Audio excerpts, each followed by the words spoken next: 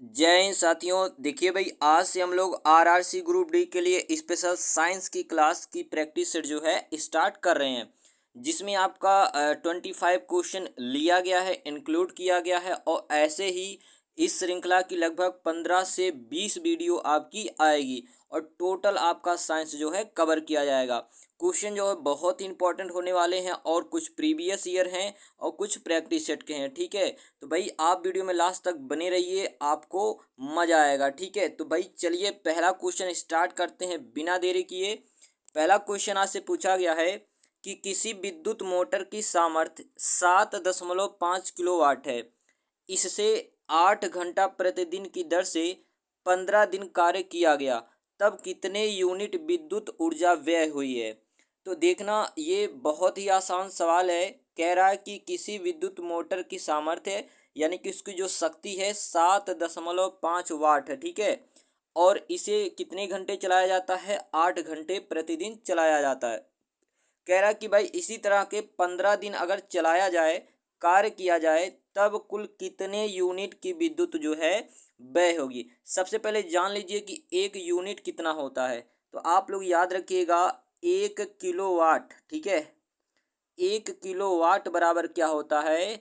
1 unit होता है। ठीक है, 1 किलोवाट बराबर क्या होता है? 1 यूनिट होता है। इस बात को याद रखिएगा। ठीक है, 1 किलोवाट बराबर क्या होता है? 1 यूनिट। चलिए अब हम लोग सॉल्व करते हैं। यूनिटों की संख्या हम लोग कैसे निकालते हैं, ध्यान देना। आप याद रखिएगा, एक फार्मूला होता है। आप ये याद रखिएगा, वाट गुणे घंटे। ठीक है, वाट गुणे घंटा गुणे, ठीक है, दिन हो जाएगा। वाट गुणे घंटा गुणे क्या हो जाएगा? दिन हो जाएगा। अब जरा देखिएगा कितना वाट है, तो आप रखोगे 7.5 वाट है। ठीक है, 7.5 वाट।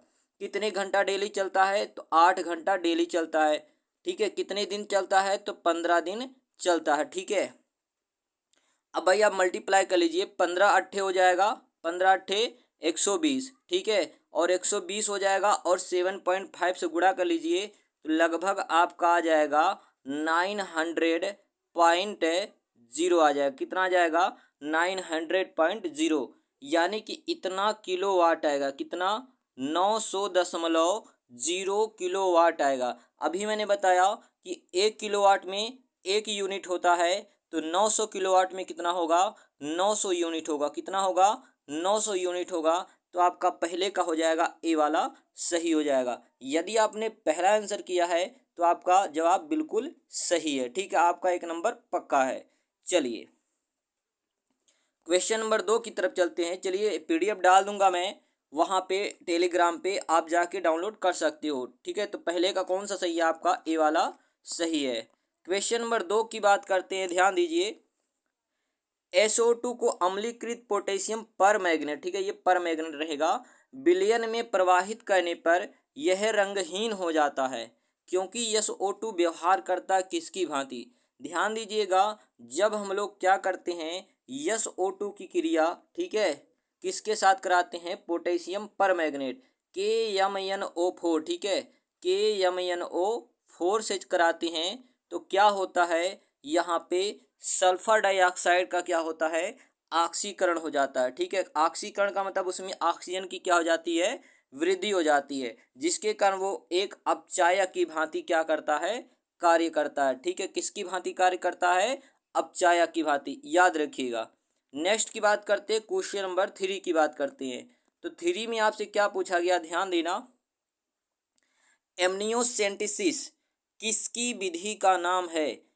एमनियोसेंटेसिस किसकी विधि का नाम है? तो अगर ध्यान दीजिएगा, एक एमनियोटिक झिल्ली होती है।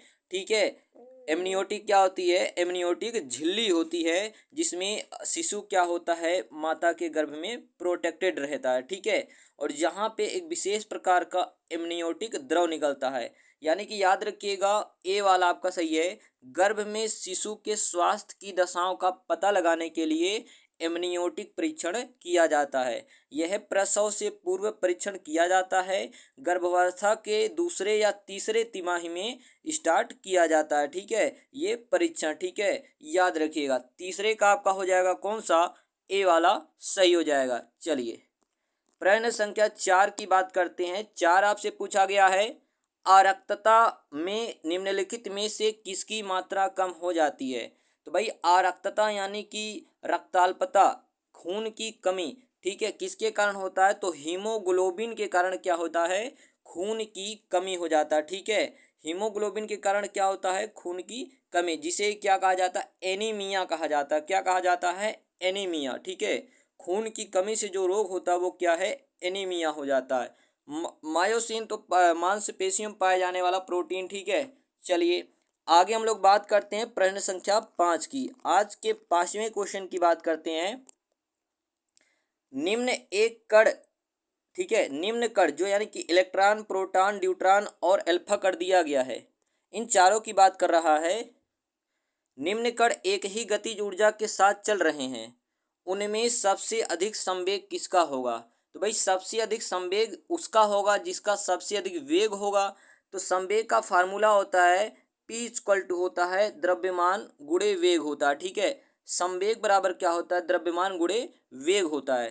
तो भाई अल्फा कण का क्या होता है, वेग ज़्यादा होता है इन तीनों की अपेक्षा, तो उसका संवेग भी क्या होगा, ज़्यादा होगा। और मात्रा क्या होता है संवेग का, किलोग्राम मीटर प्रति सेकंड होता है। तो 5 का आपका क्या हो जाएगा, डी वाला सही हो जाएगा। 4 नंबर, इलेक्ट्रॉन के बारे में याद रखिएगा। इलेक्ट्रॉन की खोज, ठीक है, किसने किया, जे थॉमसन ने। ठीक है, 1819 में। ठीक है, ठीक है, इलेक्ट्रॉन की खोज किसने किया, तो जे थॉमसन ने किया। और प्रोटॉन की किसने किया, तो रदरफोर्ड। और न्यूट्रॉन की किसने किया था, तो चैडविक ने। ठीक है, सॉरी 1897 में इलेक्ट्रॉन की खोज, 1919 में प्रोटॉन की खोज और 1932 में क्या हुआ था, न्यूट्रॉन की खोज। चलिए, तो 5 का आपका हो जाएगा डी वाला सही हो जाएगा। नेक्स्ट की बात करते हैं, क्वेश्चन नंबर 6 की बात करते हैं। चींटी अपने चारों ओर की वस्तुओं को देख सकती है क्योंकि उसकी आंखें सरल आंखें हैं, उसकी आंखें सिर के ऊपर हैं, उसकी आंखें सुविकसित हैं। नहीं, यहाँ पे देखना जो डी दिया गया है उसकी संयुक्त आंखें हैं। संयुक्त का मतलब कंपाउंड आंखें हैं, इसीलिए क्या है, अपने चारों ओर की वस्तुओं को वो है देख सकती है। तो आपका डी सही हो जाएगा। चलिए आज के 7वें क्वेश्चन की बात करते हैं। यदि 140 वोल्ट विभवांतर वाले विद्युत उपकरण द्वारा 12 कूलाम आवेश प्रवाहित होता है तो उपकरण में व्यय ऊर्जा का मान क्या होगा। तो भाई उपकरण में व्यय ऊर्जा का मान, एक फार्मूला याद रखिएगा, V इक्वल टू होता है, V इक्वल टू होता है W अपान में क्या होता है, Q होता है। ठीक है, V इक्वल टू क्या होता है, W अपान में Q। जहाँ V क्या है, वोल्टेज है, W क्या है, ऊर्जा है, Q क्या है, आवेश है। तो यहाँ से अगर आप W का मान निकालेंगे तो W बराबर क्या हो जाएगा, V इंटू Q हो जाएगा। ठीक है, यानी कि वोल्टेज और कूलाम आवेश हो जाएगा। तो V की वैल्यू कितनी दे रखी है, 140 दे रखी है। ठीक है, कितना, 140 दे रखा है। और गुणे में ध्यान देना Q का वैल्यू कितना दे रखा है, तो भाई Q का वैल्यू दे रखा है 12। तो 12 चौके 48, आप मल्टीप्लाई कर लेना, कितना आ जाएगा, लगभग लगभग 1680 जूल आ जाएगा। कितना आ जाएगा, 1680 जूल आ जाएगा। तो 7 का आपका कौन सा हो जाएगा, दूसरा वाला सही हो जाएगा।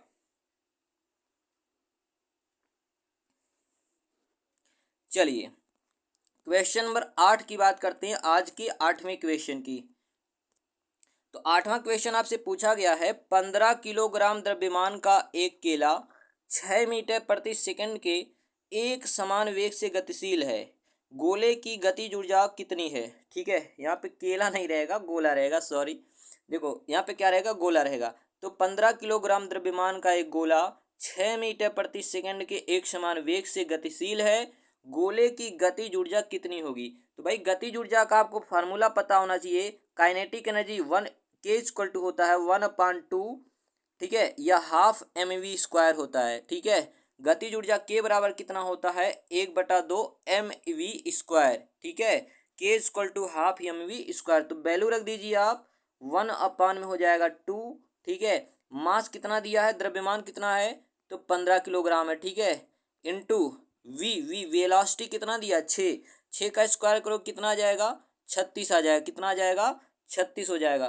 तो आप इसको सॉल्व कर लीजिए, 2 से काटोगे 36 को 18 आएगा, 18 पचे 90, सॉल्व करेंगे आपका कितना आ जाएगा, लगभग 270 जूल आ जाएगा। कितना आ जाएगा, 270 जूल। तो 8वें का आपका ए वाला सही हो जाएगा। चलिए प्रश्न संख्या 9 की बात करते हैं। तो भाई 9 में आपसे पूछा गया है, किस बायोम में जैव विविधता सर्वाधिक होती है।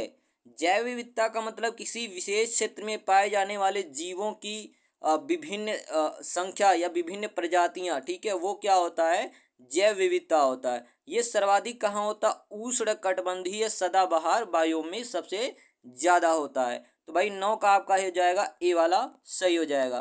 प्रश्न संख्या 10 की बात करते हैं, एंजाइम क्या होते हैं। तो भाई एंजाइम क्या होते हैं, प्रोटीन होते हैं, ठीक है, क्या होते हैं, प्रोटीन होते हैं। चलिए प्रश्न संख्या 11 की बात करते हैं, जब चींटियां काटती हैं तो वे अंतःक्षेपित क्या करती हैं।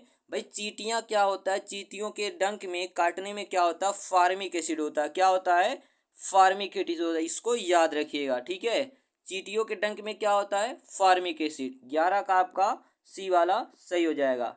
12 में आपसे पूछा गया है, पाइसी कारक एक एजेंट है जो, पहला क्या कह रहा है, पायस को अस्थायी कर देता है। दूसरा, पायस के उड़न में मंद कर देता है। परिक्षेपण को तीव्र कर देता है। पायस का समांगीकरण करता है। तो जो पायसीकरक एजेंट होता है वो पायस को अस्थायी कर देता है। पायस क्या होता है, जब किसी द्रव को किसी दूसरे द्रव में मिलाते हैं तो उसको क्या बोलते हैं, पायस। जैसे दूध है, दूध में क्या, पानी, ठीक है, डाल दो तो क्या हो जाएगा, पायस का एग्जाम्पल हो जाएगा। तो ए वाला आपका सही हो जाएगा। 13 की बात करते हैं। प्रश्न संख्या 13 पूछा गया आपसे, जल के उपचार में चारकोल का प्रयोग किस रूप में किया जाता है। तो किसके रूप में किया जाता है, तो याद रखिए उपचार का मतलब उसको शुद्ध करने में, तो अधिशोषक के रूप में किया जाता है। 13 का आपका हो जाएगा दूसरा, भी अधिशोषक के रूप में किया जाता है, जिससे सारी गंदगी दल से क्या हो जाती है, छट जाती है, अलग हो जाती है। 13 का हो जाएगा दूसरा वाला। चलिए प्रश्न संख्या 14 की बात करते हैं, ध्यान देना, कीट परागण होता है किसमें। तो भाई ये होता है साल्विया में होता है। किसमें होता है, साल्विया में होता है।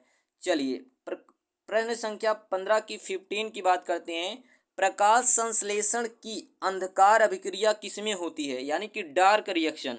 तो भाई प्रकाश फोटोसिंथेसिस में आप पढ़ेंगे तो डार्क रिएक्शन किसमें होता है, स्ट्रोमा में होता है। डार्क रिएक्शन किसमें होता है, अंधकार अभिक्रिया किसमें होता है, स्ट्रोमा में। जबकि ग्रेना में क्या होता है, तो इसमें लाइट रिएक्शन होता है, प्रकाश अभिक्रिया होता है, ठीक है। तो भाई ये पत्ती के ही भाग होते हैं, जिसमें ग्रेना होता है, स्ट्रोमा होता है। स्ट्रोमा में याद रखिएगा डार्क रिएक्शन यानी कि अंधकार अभिक्रिया, और ग्रेना में क्या होता है, लाइट रिएक्शन यानी कि प्रकाश अभिक्रिया। तो 15 का आपका दूसरा वाला सही हो जाएगा। चलिए प्रश्न संख्या 16 की बात करते हैं, असंतृप्त हाइड्रोकार्बन में क्या पाया जाता है।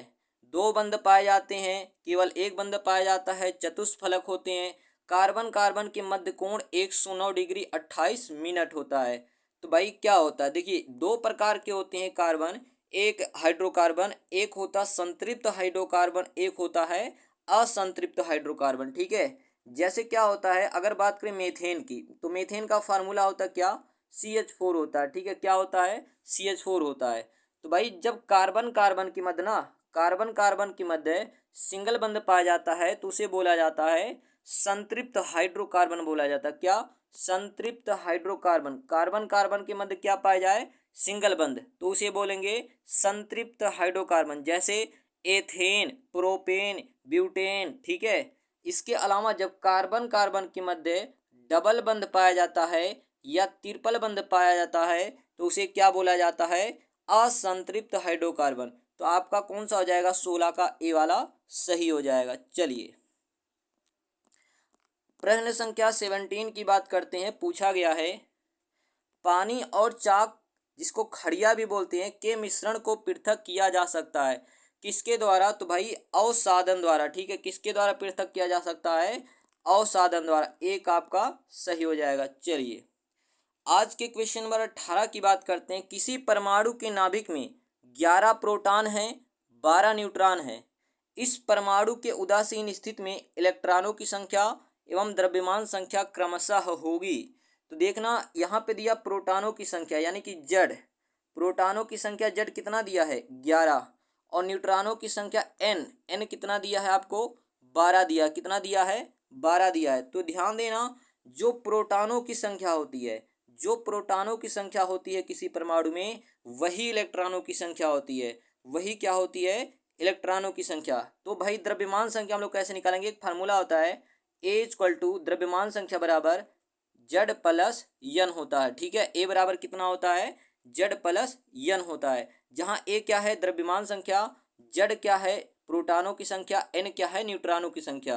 तो भाई आप वैल्यू रख लीजिए, 11 और 12 को जोड़ेंगे कितना आ जाएगा 23, कितना आ जाएगा 23।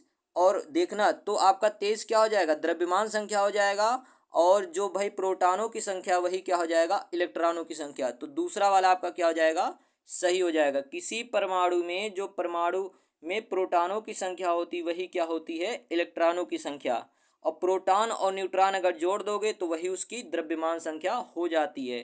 तो 18 का आपका दो वाला सही हो जाएगा। चलिए प्रश्न संख्या 19 की बात करते, ध्यान देना, हमको मैच कराना है, ठीक है। सूची 1 को सूची 2 से मिलाना है। तो देखिए कैसे हम लोग इसको मैच करते हैं। षटकोणीय वलय की परतदार संरचना किसकी होती है, तो याद रखिएगा ये ग्रेफाइट की होती है। त्रिविम में चतुष्कोणीय संरचना किसकी होती है, तो हीरा की। और फुटबॉल की आकृति युक्त गोली अणु किसका होता है, तो ये फ्लोरीन की होती है, ठीक है, याद रखिएगा। तो यहाँ पे देखना ऑप्शन मैच कर लीजिएगा। नेक्स्ट की बात करते हैं क्वेश्चन नंबर 20। पेंडुलम को चंद्रमा पर ले जाने पर उसकी समय अवधि क्या होगी, उतनी ही रहेगी, घटेगी, शून्य होगी, बढ़ेगी। देखना अगर चंद्रमा पे बात करें, किसी वस्तु का द्रव्यमान जितना पृथ्वी पर होगा उतना ही चंद्रमा पर होता है, परंतु अगर वस्तु के भार की बात करें तो किसी वस्तु का भार चंद्रमा पर पृथ्वी की अपेक्षा 1/6 हो जाता है, ठीक है। यानी कि अगर पृथ्वी पर किसी वस्तु का भार 60 किलोग्राम है तो चंद्रमा पर कितना होगा, तो 60 में 1/6 से मल्टीप्लाई कर लो, तो चंद्रमा पर कितना होगा उस वस्तु का भार 10 किलोग्राम होगा, ठीक है। तो भाई इसकी अपेक्षा क्या होगा, ध्यान देना, उसकी समयावधि क्या हो जाती है बढ़ जाती है, ठीक है, गुरुत्वाकर्षण ना होने के कारण। और भाई जो उसका भार है, भार में क्या आ जाता है कमी आ जाता है, ठीक है। ये भी बात याद रखिएगा, चंद्रमा पर किसी वस्तु का भार पृथ्वी के भार का 1/6 होता है, ठीक है। 20 का आपका हो गया डी। चलिए प्रश्न संख्या 21 की बात करते हैं। पूछा गया आपसे, वायुमंडल में जल वाष्प की मात्रा मापी जाती है किसके रूप में, आर्द्रता के रूप में मापी जाती है। और आर्द्रता मापने वाला जो यंत्र है वो क्या आपका हाइग्रोमीटर, क्या है हाइग्रोमीटर है, ठीक है।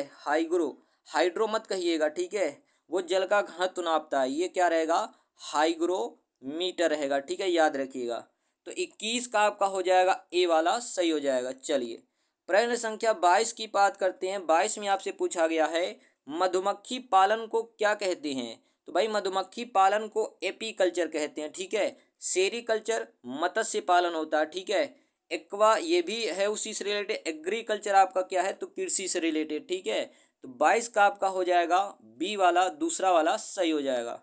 चलिए प्रश्न संख्या 23 की बात करते हैं। 23 में पूछा गया है ऊष्मा का वैद्युत ऊर्जा में परिवर्तन करने के लिए प्रयोग किया जाता है, किसका प्रयोग किया जाता है, तो देखना अमीटर का प्रयोग किया जाता है विद्युत धारा नापने के लिए। हाइड्रोमीटर का प्रयोग किया जाता है जल का घनत्व नापने के लिए, ठीक है। और भाई अगर बात करते हैं वोल्टमीटर का प्रयोग तो विद्युत वोल्टेज नापने के लिए किया जाता है, जबकि थर्मोकपल का प्रयोग क्या किया जाता है, तो ऊष्मा का विद्युत में परिवर्तन करने के लिए किया जाता है। तो 23 का आपका हो जाएगा डी वाला सही हो जाएगा, चौथा आपका सही हो जाएगा, ठीक है। चलिए हाइड्रोमीटर और हाइग्रोमीटर में दोनों में अंतर है, ठीक है।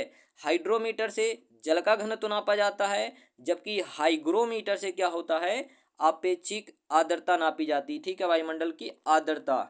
आज के प्रश्न संख्या 24 की बात करते हैं। आपसे पूछा गया है जन्म से पहले शिशु का लिंग किसके द्वारा सुनिश्चित होता है, तो भाई जन्म से पहले जो शिशु का लिंग होता है वो पिता के शुक्राणुओं के द्वारा सुनिश्चित होता है, ठीक है, पिता के शुक्राणु से सुनिश्चित होता है। चलिए आगे हम लोग बात करते हैं आज के लास्ट क्वेश्चन की।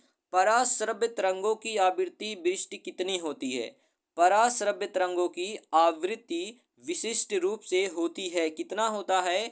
तो 20 किलो हर्ट्ज से ऊपर होता है। तीन प्रकार की ध्वनियाँ होती हैं। एक होता है आपका अपश्रव्य, इसके बाद श्रव्य, इसके बाद पराश्रव्य। ठीक है, एक आपका क्या होता है? अपश्रव्य होता है।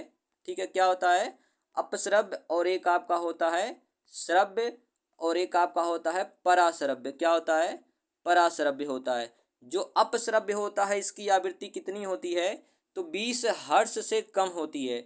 श्रव्य की कितनी होती है? 20 से 20 किलो हर्ट्ज तक। और 20 किलो हर्ट्ज से अगर ज़्यादा है आवृत्ति तो आपका क्या हो जाएगा? पराश्रव्य ध्वनियाँ। और इसी पराश्रव्य ध्वनियों के माध्यम से चमगादड़ रात में भी चलते हैं। ठीक है, तो याद रखिएगा 25 का आपका हो जाएगा पहला वाला सही हो जाएगा। ठीक है, तो यहाँ पे आपका मोस्ट इंपॉर्टेंट 25 क्वेश्चन कंप्लीट होता है, जो कि ग्रुप डी के लिए बहुत ही ज़्यादा स्पेशल होने वाला है। आई होप आपको वीडियो पसंद आया होगा। वीडियो पसंद आए तो ज़्यादा से ज़्यादा लाइक करें और ज़्यादा से ज़्यादा शेयर करें अपने दोस्तों तक। तो स्वस्थ रहें, स्वच्छ रहें। मिलते हैं अगले वीडियो में, तब तक के लिए धन्यवाद।